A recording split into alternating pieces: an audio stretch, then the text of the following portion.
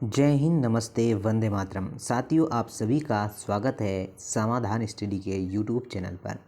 और आप सभी लोगों के लिए और सभी साथियों के लिए नीट पीएनएसटी स्पेशल एक महत्वपूर्ण क्लास स्टार्ट हो रही है, जिसमें आप सभी को आज पढ़ाया जा रहा है केमिस्ट्री। और केमिस्ट्री के आज आपको 100 जो है 50, 30, 40 क्वेश्चन करवाए जाएंगे। और लगातार आप सभी के लिए ये सेशन काफ़ी इंपॉर्टेंट होने वाला है।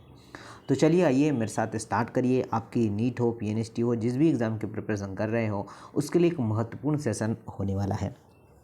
तो चलिए गाइस, आज हम स्टार्ट कर रहे हैं। और मैं स्टार्ट करने के पहले सभी को चाहूँगा कि जो भी साथी नया हो, चैनल को सब्सक्राइब कर लीजिएगा, ताकि हमारे साथ बने रहिए। लेटेस्ट अपडेट और जो भी कुछ जानकारी आपको मिलती रहे। साथियों देखिए, पहला क्वेश्चन आपके स्क्रीन पर आ चुका है। क्या बोला गया है ध्यानपूर्वक पढ़ते हैं, फिर आपको इसका आंसर करना है। निम्न में से किसके निर्माण के कारण, निम्नलिखित में से किसके निर्माण के कारण बेरिलियम योम मैग्नीशियम, क्या साथियों, बेरिलियम और मैग्नीशियम ऑक्सीजन योम जल के साथ भौतिक रूप से क्रिया करते हैं? तो ध्यान दीजिएगा, पहले ऑप्शन की बात करें तो आपका पहला ऑप्शन दिया हुआ है सतह पर ऑक्साइड फिल्म बनाने के कारण। बी की बात करें, सतह पर ऑक्साइड फिल्म बनाने के कारण, सॉरी ऑक्साइड ने हाइड्राइड, ओके, जलीय लवण के कारण, या फिर होगा आपका उपरोक्त में से कोई भी नहीं। तो आंसर आप लोग बता सकते हैं कि बेरिलियम, ठीक है, और मैग्नीशियम। क्या बोला जा रहा है?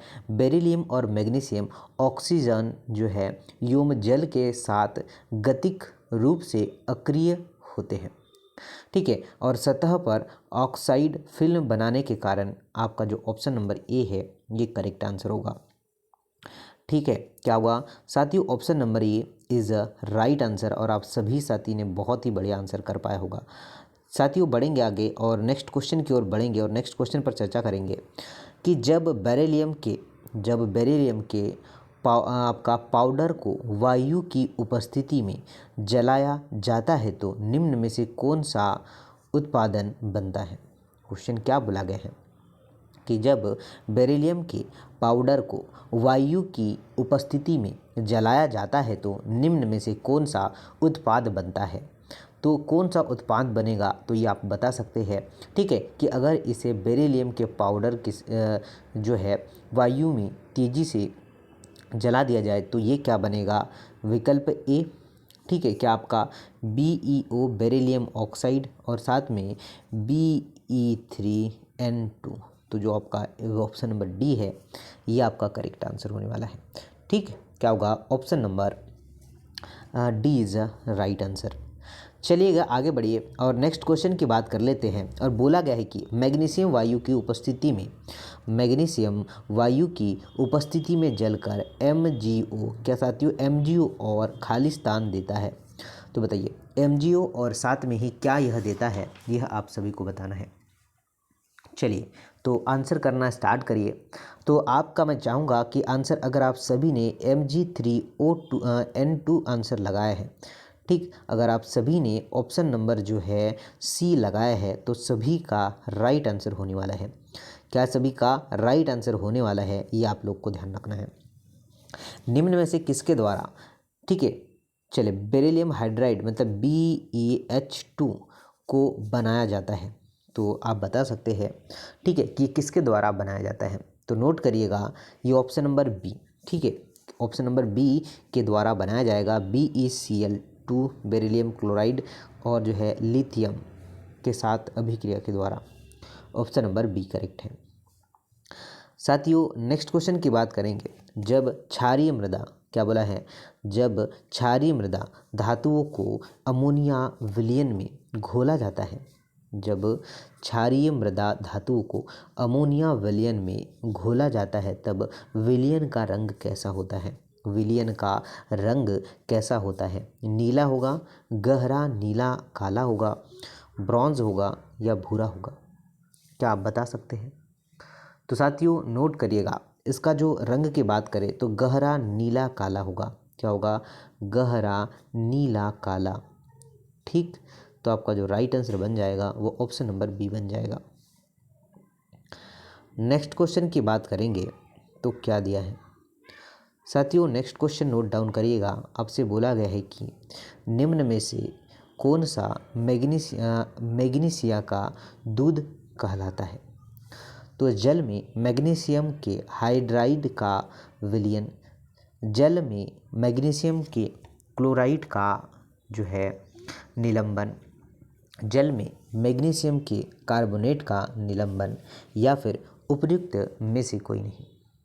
तो मैग्नीशियम हाइड्राइड का जल में निलंबन चूने का जो है दूध, मिल्क ऑफ मैग्नीशिया कहलाता है।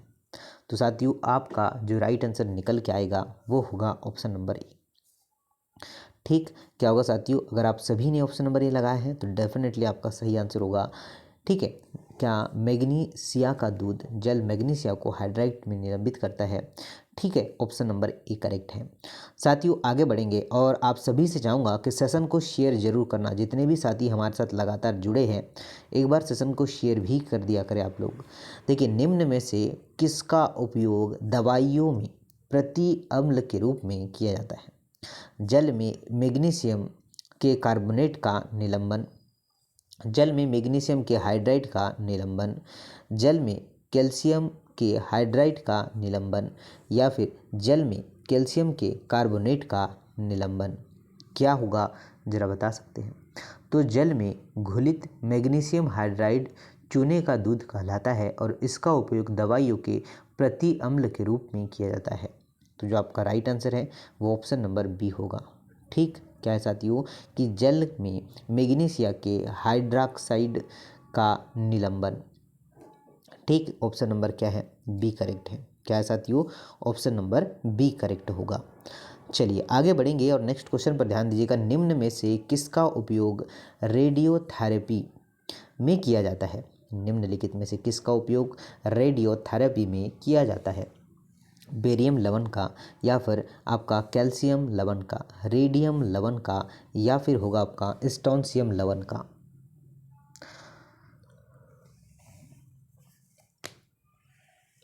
तो सभी को ध्यान रखना है कि रेडियम लवणों की प्रकृति रेडियो एक्टिव होती है, इसलिए इनका उपयोग रेडियो थेरेपी में किया जाता है। ठीक है, तो आपका जो राइट आंसर है वो रेडियम लवण होने वाला है। क्या होगा, रेडियम लवण होने वाला है, ये आपको ध्यान रखना है। ठीक, ऑप्शन नंबर सी करेक्ट होगा।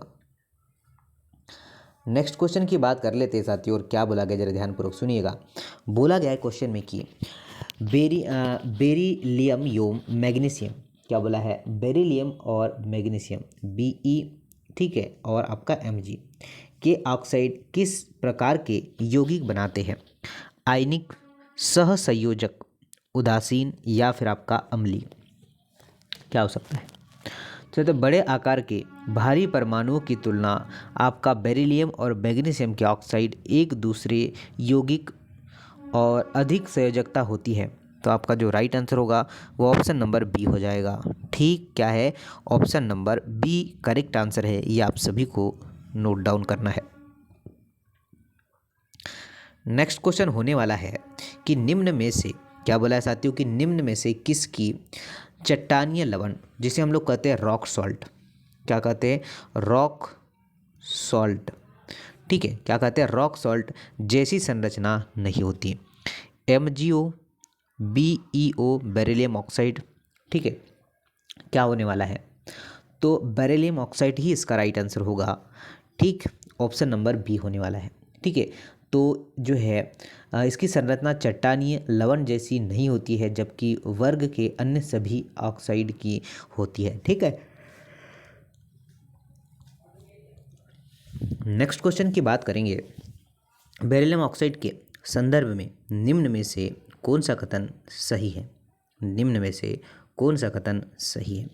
बेरिलियम ऑक्साइड आवश्यक रूप से सहसंयोजक प्रकृति के होते हैं, या फिर बेरिलियम ऑक्साइड के संभवन ऊष्मा का मान उच्च होता है। बेरिलियम ऑक्साइड तापीय स्थायी होते हैं, या उपयुक्त सभी होगा आपका सही आंसर। तो साथियों राइट आंसर की बात करें, उपयुक्त सभी आपका सही आंसर होगा। ठीक, क्या होगा? अगर आप सभी ने ऑप्शन नंबर डी लगाया है तो बिल्कुल सही होगा। ठीक है, बेरिलियम ऑक्साइड की प्राकृतिक सहसंयोजक होती है और इनकी संभवन ऊष्मा का मान थोड़ा सा अधिक होता है और इसके परिणाम स्वरूप ये जो है अत्यधिक तापीय स्थायी होते हैं। तो जो आपका राइट आंसर है वो ऑप्शन नंबर डी होने वाला है, ये आप लोग ध्यान रखिए। साथियों आगे बढ़ेंगे और नेक्स्ट क्वेश्चन की बात करेंगे। ठीक है, निम्न में से कौन सा हाइड्रोक्लोरिक अम्ल और जो है सोडियम हाइड्रोक्साइड दोनों के साथ अभिक्रिया कर सकता है? तो क्या होगा? तो साथियों नोट डाउन करना है, आपका बेरिलियम ऑक्साइड आपका सही आंसर होगा। ठीक, क्या होगा? ऑप्शन नंबर जो है ए इसका सही आंसर होगा। और इसकी प्रकृति की बात करें तो उभयधर्मी होती है। ठीक है, कैसी होती है? उभयधर्मी इसकी प्रकृति होती है, ये हमें ध्यान रखना है। बहुत ही अच्छा क्वेश्चन है, बहुत ही शानदार सा क्वेश्चन है, ये आपको ध्यान रखना है। चलिए साथियों आगे बढ़ेंगे और नेक्स्ट क्वेश्चन की बात करते हैं। कौन सा क्वेश्चन आपके स्क्रीन पर है? बोला गया है कि निम्न में से क्षारीय मृदा धातु क्या है? निम्न में से कौन सी क्षारीय मृदा धातु हाइड्रा ऑक्सीडो का कौन सा गुणधर्म वर्ग में ऊपर से नीचे जाने पर बढ़ता है? तापीय स्थायित्व, क्षारीय लवण या जल में विलीयता या फिर उपयुक्त सभी होने वाला है? क्या आप लोग बताएंगे? तो साथियों आपका जो राइट आंसर होगा तापीय स्थायित्व, क्षारीय लवणता, जल में विलीनता, तो ये सभी होगा। ठीक, क्या राइट आंसर हो जाएगा? उपयुक्त सभी आपका राइट आंसर हो जाएगा, ये आप लोगों को ध्यान रखना है। नेक्स्ट क्वेश्चन की बात करें कि निम्न में से कौन सा उभयधर्मी हाइड्राइड को प्रदर्शित करता है? तो चलिएगा आप लोग बता सकते हैं कि आपका BeOH2, ठीक, ऑप्शन नंबर डी, जिसे आपका ऑप्शन नंबर डी होगा, ये बिल्कुल सही होने वाला है। बहुत ही अच्छा आंसर आप सभी का। चलिए नेक्स्ट क्वेश्चन की बात कर लेते हैं। देखिएगा क्या बोला गया है कि निम्न में से किस को घोलने पर क्षारीय मृदा धातु के नाइट्राइड तैयार कर सकते हैं? तो क्षारीय मृदा धातु ये, ठीक है, क्षारीय मृदा धातु हाइड्राइड को तनु नाइट्रिक अम्ल में घोलने पर, क्षारीय मृदा धातु ऑक्साइड को तनु नाइट्रिक अम्ल में घोलने पर, क्षारीय मृदा धातु कार्बोनेट को तनु नाइट्रिक अम्ल में घोलने पर, या उपयुक्त सभी आपका सही आंसर होगा। तो क्षारीय मृदा धातु नाइट्राइट क्षारीय मृदा धातुओं के कार्बोनेट को तनु अम्ल में घोलकर तैयार किया जाता है। तो आपका जो राइट आंसर है वो साथियों ऑप्शन नंबर सी होगा कि क्षारीय मृदा धातु ये कार्बोनेट को तनु न्यूक्लिक अम्ल में घोलने पर। ठीक, सी आंसर करेक्ट होने वाला है। साथियों बढ़ेंगे आगे और नेक्स्ट क्वेश्चन की चर्चा हम लोग करेंगे, जिसमें क्या दिया है? बोला गया है कि निम्न में से असत्य कथन चुनिए। क्या बोला है? निम्न में से असत्य कथन चुनिएगा। मैग्नीशियम के नाइट्रेट जल के 6 अणु के साथ क्रिस्टलीकृत होते हैं, बिल्कुल सही है।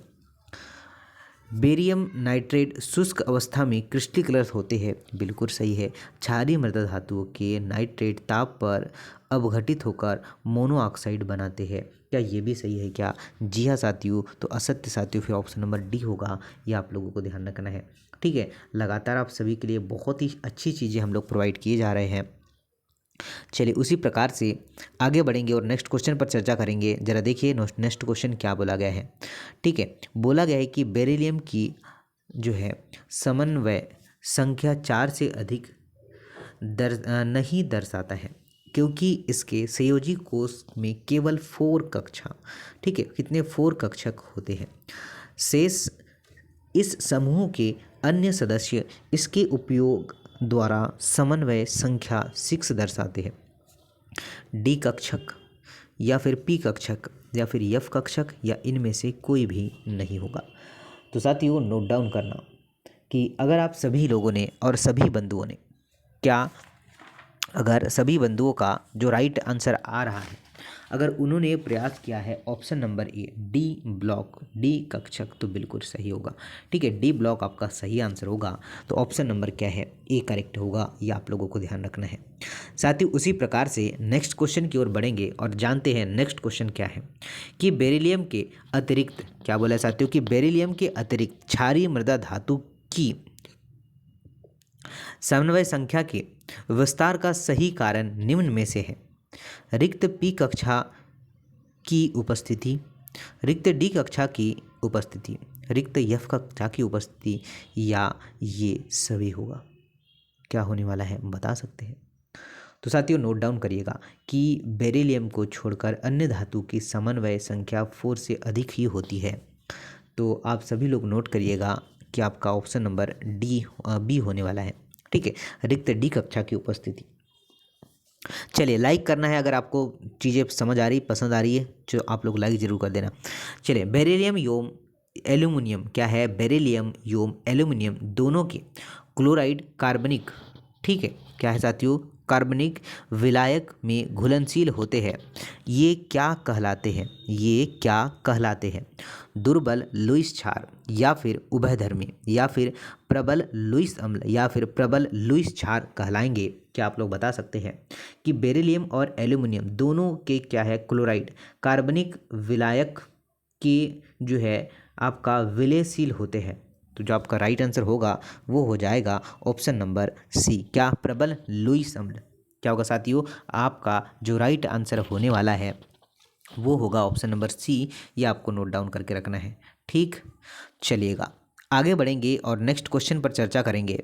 क्या बोला गया है, बोला गया है कि अमोनियम टेट्राफ्लोरो बेरीटेल की तापीय अपघटन पर निम्न में से क्या प्राप्त होता है। तो निम्न में से क्या प्राप्त होगा, कोई बता सकता है। तो BeF2, ठीक है, जो ऑप्शन नंबर ए है यही यहाँ पर प्राप्त हो सकता है। तो ये नोट डाउन करके रखना है। चलिएगा आगे बढ़ेंगे और नेक्स्ट क्वेश्चन की ओर बढ़ेंगे और नेक्स्ट क्वेश्चन पर चर्चा करते हैं। क्या दिया है साथियों, नेक्स्ट क्वेश्चन है आपका कि निम्न में से गर्म पानी पर कैल्शियम ऑक्साइड का निर्माण होता है। तो कैल्शियम ऑक्साइड का निर्माण औद्योगिक स्तर पर, ठीक है, CaCO3, ठीक है, COCa3। तो जो आपका पूर्णित वात्या भट्टी होगा ये बिल्कुल सही होगा। ठीक है, पूर्णित भट्टी में घूर्णित, ठीक है, घूर्णित भट्टी, समझ गए।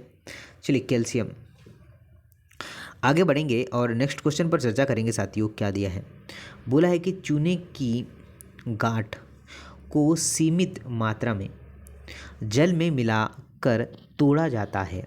तो यह प्रक्रम क्या कहलाता है। चूने का विद्युत अपघटन, चूने का जल अपघटन, चूने का बुझना, या फिर इनमें से कोई भी नहीं होगा। तो साथियों नोट डाउन करना है, जिन साथियों ने लगा है चूने की गांठ में कम मात्रा में जल मिलाने पर यह टूट जाता है और यह प्रक्रम जो है चूना बुझाना कहलाता है। तो आपका जो राइट आंसर है क्या साथियों, चूने का बुझना। ठीक, तो आपका राइट आंसर हो जाएगा option number C. Next question की बात करेंगे, चूना बुझाना, चूना बुझा हुआ बिना बुझा हुआ चूना, ठीक है, तो सोडे के साथ बुझाकर क्या देता है। ठोस सोडा लाइन, बुझा हुआ चूना, प्लास्टर ऑफ पेरिस, या इनमें से कोई भी नहीं। तो बिना बुझा हुआ चूना जो है बुझे हुए चूनों को सोडा लाइट देता है। क्या देता है, ठोस सोडा लाइट। तो आपका जो राइट आंसर बन जाएगा वो ऑप्शन नंबर ए बन जाएगा। ये आप लोगों को ध्यान रखना है। बहुत ही अच्छा क्वेश्चन, बहुत ही बेहतर क्वेश्चन है और आपने बेहतर प्रयास कर पाया होगा। चलिए नेक्स्ट क्वेश्चन की अगर बात कर लेते हैं हम लोग, तो नेक्स्ट क्वेश्चन देखते हैं साथियों क्या दिया है। नेक्स्ट क्वेश्चन आपके स्क्रीन पर है, बोला है कि बुझा हुआ चूना, क्या बोला है कि बुझा हुआ चूना क्लोरीन के साथ एक यौगिक X देता है। क्लोरीन की उस यौगिक X में क्या ऑक्सीकरण अवस्था है। ठीक है, तो आपको बताना है +1 है या फिर -1 है या फिर दोनों ही होगा। तो आप चलिएगा बताइए। तो साथियों नोट डाउन करना है, एक तो ये +1 देगा या तो ये -1 देगा। तो आपका जो राइट आंसर बन जाएगा वो ऑप्शन नंबर सी बन जाएगा।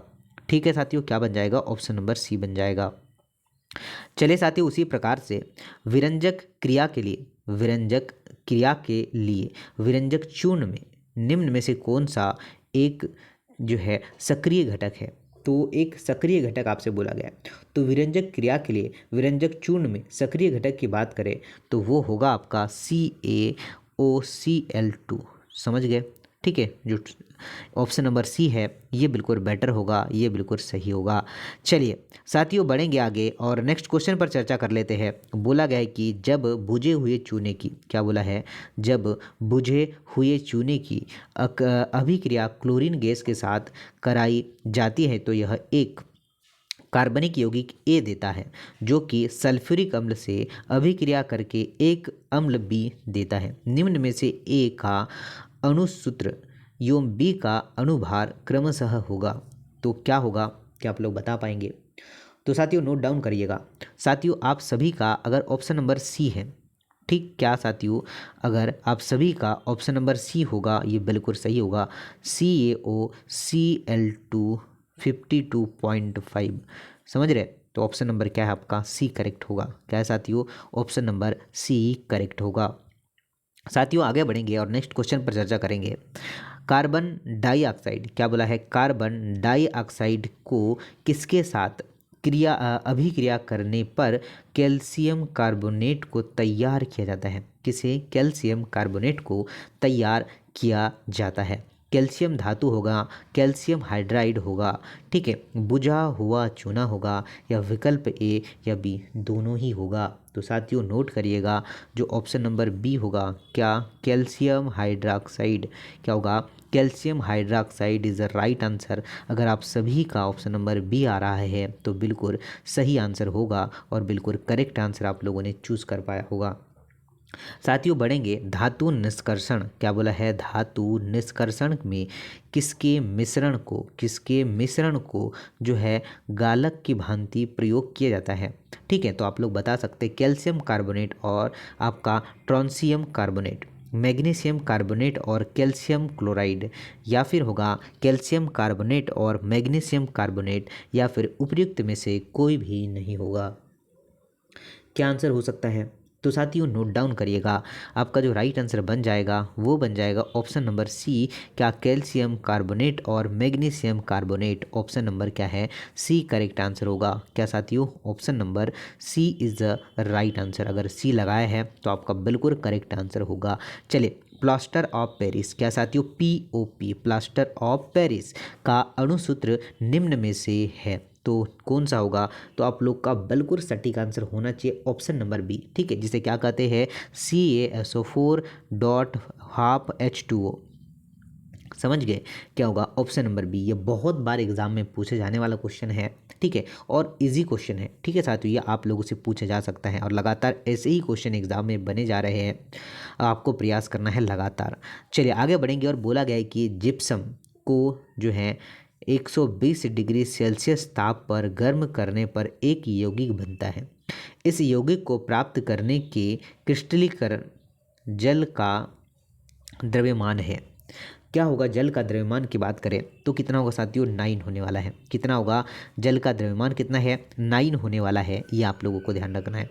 तो साथियों ये थे आपके एक शानदार सी और एक महत्वपूर्ण केमिस्ट्री की शानदार क्लास। आई होप आप सभी लोगों को पसंद आई होगी। आज हमने क्वेश्चन किया है 35, ठीक है, तो आप लोग से चाहूँगा मैं कि आप लोग कोशिश करें कि 30+ ही क्वेश्चन आपसे सही हो पाए, तभी हमें पता चलेगा कि हमारी स्टडी में बहुत ज़्यादा इम्प्रूवमेंट हो रहा है। और लगातार समाधान स्टडी आपको लेकर केमिस्ट्री हो, बॉटनी हो, जूलॉजी हो, सारी सेशन प्रोवाइड किए जा रहा है, तो आप लोग लगातार समाधान स्टडी के साथ बने रहिए। तो चलिए साथियों मिलते हैं नेक्स्ट क्लास में। आप सभी का थैंक यू वेरी मच और धन्यवाद करेंगे।